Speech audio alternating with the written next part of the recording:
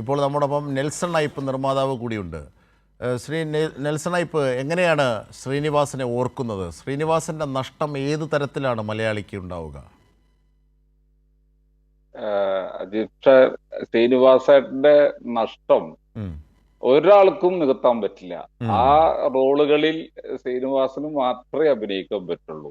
ഇപ്പൊ എനിക്കൊക്കെ പെട്ടെന്ന് ഓർമ്മ വരിക ചിന്താവിഷ്ടയായ ശ്യാമള, നമ്മുടെ വടക്കും നോക്കി യന്ത്രം, അതിൽ അങ്ങനെ രണ്ട് സിനിമ തന്നെ അദ്ദേഹം അത് ഡയറക്റ്റ് ചെയ്തത് കൂടിയിട്ടാണ്.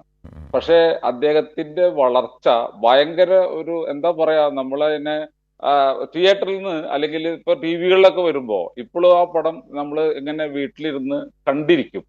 കാരണം ഇപ്പൊ ശ്രീനിവാസൻ ആ വടക്കും നോക്കി യന്ത്രത്തില് തൊട്ടടുത്ത ഹോട്ടലിൽ പോയി താമസിച്ചിട്ട് ആ വീട്ടിലെ അമ്മാനച്ചൻ വന്നപ്പോ ഇവിടുന്ന് തന്നെ ഈ ഹോട്ടലിൽ നിന്ന് തന്നെ വളരെ മെല്ലെയാണ് പോകുന്നത്, സൗണ്ട് അറിയാൻ വേണ്ടിയിട്ട്, സൗണ്ട് അറിയാതിരിക്കാൻ വേണ്ടിയിട്ട്.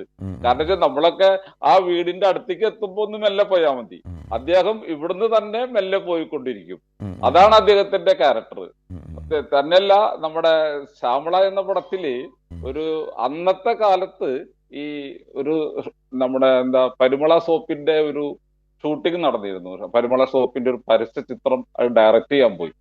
ആ ഡയറക്റ്റ് ചെയ്യാൻ പോയപ്പോ ക്യാമറയും കൂടി ക്യാമറ വെള്ളത്തിൽ ചാടണമെന്നാണ്.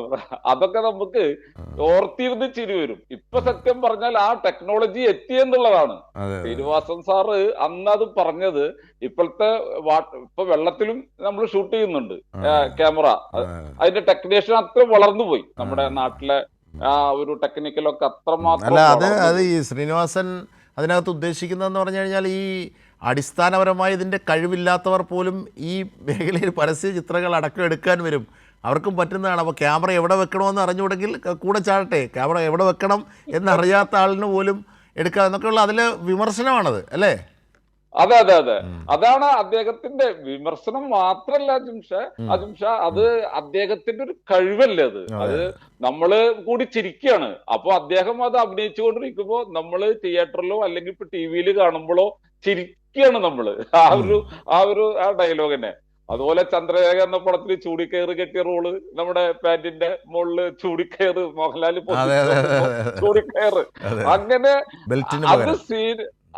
അത് ശ്രീനിവാസന് മാത്രമേ അഭിനയിക്കാൻ പറ്റുള്ളൂ, വേറെ ആർക്കും അഭിനയിക്കാൻ പറ്റും. അതുപോലെ നമ്മുടെ പട്ടണ പ്രവേശം എന്നുള്ള പടങ്ങളിലൊക്കെ അറബികളായിട്ട് മമ്മൂക്കയിനിട്ടുള്ള അദ്ദേഹത്തിന്റെ റോള് അദ്ദേഹത്തിന് മാത്രം സ്വന്തമാണ്. ഈ മലയാള പടത്തിലെ പടത്തിലും മലയാളത്തിന്റെ എന്താ പറയാ, നമ്മളെ ചിരിപ്പിക്കാനും. ജഗദീഷ് ശ്രീകുമാറൊക്കെ വേറെ രീതി, അതൊരു എന്താ പറയാ, ഹിറ്റ് കോമഡി. ശ്രീനിവാസൻ എന്ന് പറഞ്ഞാൽ നമ്മളെ ചിരിപ്പിച്ചുകൊണ്ടേയിരിക്കും. ആ പടം കഴിഞ്ഞാലും നമ്മൾ ആ റോള് പറഞ്ഞിട്ട് ചിരിച്ചുകൊണ്ടേയിരിക്കും. അത് മാത്രമല്ല, നമ്മുടെ പല മുഹൂർത്തങ്ങളിലും അത് എത്തും. അപ്പോൾ നമുക്ക് ആ ഡയലോഗുകൾ പറഞ്ഞ് ആ സിറ്റുവേഷനിൽ കമ്മ്യൂണിക്കേഷൻ നടക്കും. അത്രയേറെ വലിയൊരു കലാകാരനാണ്, അല്ലേ? പലപ്പോഴും നമുക്ക് മനസ്സിന്ന് പോണില്ല.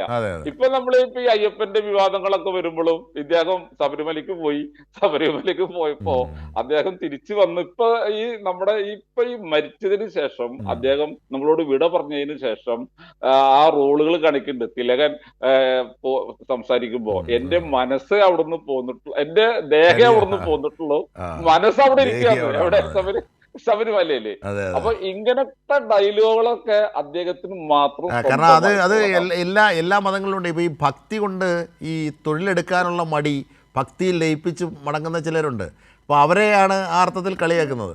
മാത്രമല്ല, താങ്കൾ ഈ ചിന്താവിഷ്ടയായ ശ്യാമളയുടെ കാര്യം പറയുന്നു. അതിൽ അദ്ദേഹം ഉപയോഗിച്ച സങ്കേതം ആദ്യം, കാരണം ഇപ്പോൾ നമുക്ക് ഒരു 10 വർഷമായിട്ട് പരിചിതമില്ല പവർ കട്ട്. പക്ഷേ നേരത്തെ പവർ കട്ടുള്ള ഒരു കാലം ഉണ്ടായിരുന്നു കേരളത്തിൽ. അപ്പോൾ ആദ്യം തന്നെ ഈ ഇരുട്ടാണ്. അപ്പോൾ പ്രേക്ഷകരൊക്കെ ആദ്യം കൂക്കി വിളിക്കും, കാരണം ഇത് എന്തെങ്കിലും ടെക്നിക്കൽ കംപ്ലൈൻ്റ് ആണോ എന്ന്. അപ്പോഴാണ് പൂച്ച വീഴുന്നത് സൗണ്ട് കേട്ടത്. പവർ കട്ടിനെയാണ് പുള്ളി പറയുന്നത്. അങ്ങനെയാണ് ആ സംഗീതം. ആ സിനിമ ഓർമ്മയുണ്ടെങ്കിൽ ഐപ്പിന്.